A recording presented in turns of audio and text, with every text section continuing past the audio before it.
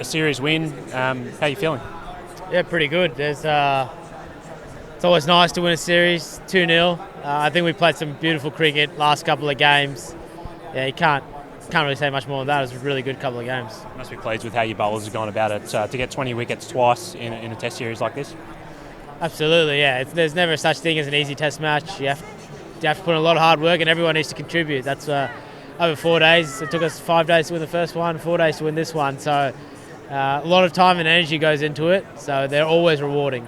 Alex Carey, pretty pleased with a couple of those catches there at the end? It's delightful, yeah. We got him up to the keeper as the bowlers kept coming up. The batsmen kept moving up. The wicket was getting a bit slower. The ball was really softening up. It felt really soft. So let's just get up to the stumps. Might be able to create a few chances that we did. And fortunately, it took him. Our first one was a belter. Almost went up his grill. So it's pretty good. You're playing a fair bit of cricket with Ness. How does he like it when guys come up to the stumps too? We worked at it. Now he understands. Yeah. Oh, it's one of those things you kind of have to take a pride out of it at some stage because he's a very hard bowler to face, and then we have to stay in your crease. It's even harder. I mean, De Kock used to do the same thing to me with Vernon Philander when I used to come out of the crease, and he's one of the great bowlers. So yeah, it's just you have to accept it. It's got him 2 test wickets, so I mean he could have it the other way and take no wickets. So yeah, it could be an ego hit as a fast bowler, right? Yeah, we worked out the last couple of years. I think it was at the start, but we worked out at Ness, and he understands what we're trying to do, and he's fine with it now. I wanted to ask you about Cameron Green's catch last night. Not just the catch that he took in the gully there when Scott Boland got his 3rd wicket of the over, but kind of the aftermath of that when you guys were all pretty excited, and he might have even picked you up. He picked me up like a rag doll. Yeah, he picked me up like I was a 2-year-old. I went to give him a hug, and he was on his knees. He's almost the same height as I am on my knees, so I went to hug him. As I hugged him, he just stood up. He was almost walking in like he was the king of the party. He was walked in, high-fiving people with one hand, carrying me on the other shoulder. Yeah, it's very demasculating, but I'm still here. Talking about ego hits, is that even worse?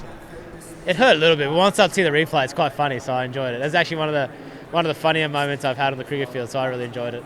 Just the excitement of that moment of Scotty taking 3 wickets and over. Can you just kind of describe the emotions of that? I mean, it's awesome fun. It doesn't matter what game it is, even if that was a Shield game. Even a club game, someone takes 3 weeks in a row, it's pretty special. So it was a lot of fun. That third one, Greeny, was a nice catch, low, he went forwards, took it. Yeah, it's pretty good, especially that time of the night. Everyone's pretty amped up that time of the night, so it was a good time to do it. Nathan Lyon's 450th wicket in this test. I think he became the leading wicket taker here at Adelaide Oval, going past Shane Warne. What does he bring as an off-spinner bowler? Obviously, he's done it for a long time. Consistency over a long period of time, beautiful off-spin. I think everyone understands what he brings to the team. Probably don't need to talk about it as much, and he's obviously ticking off a few milestones as he goes along. I told him today, I'm not going to shake your hand anymore because you're at that point where you're going to be taking over people left, right and centre. So I said I'll wait for every 100 to shake your hand. I'll shake your hand on 450.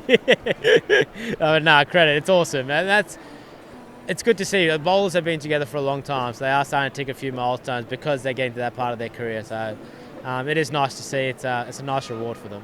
Thinking about your own batting and thinking ahead to the next test in Brisbane, Rabada, Nokia, Ngidi, it's a fair challenge, isn't it?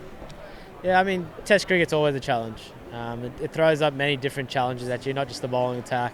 There's lots of things that go with it. So, to be honest, it's not too different for me. Continue the process.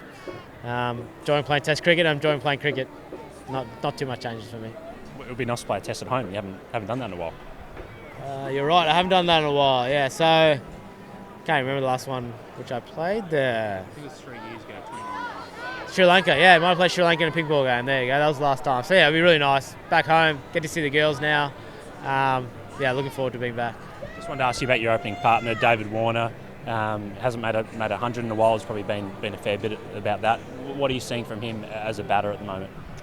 Yeah, I find it really bizarre, to be honest. I played a lot of Shield cricket over the last few years, and I can guarantee you there's no other better opener than David Warner in Australia. So for me, all the chat, it's a bit weird. The grass isn't always green at the other side, and I can tell you it's not. It's not even coming into talks or anything in the change rooms or anything like that. It's not even thought about. So I'm sure he'll get runs. He will, and when he does, he'll start cashing in. So it'll be business as usual, I'm sure. And it's the same old Dave, even with all the off-field stuff? Yeah, same old Davey. Yep, nothing changes for Davey.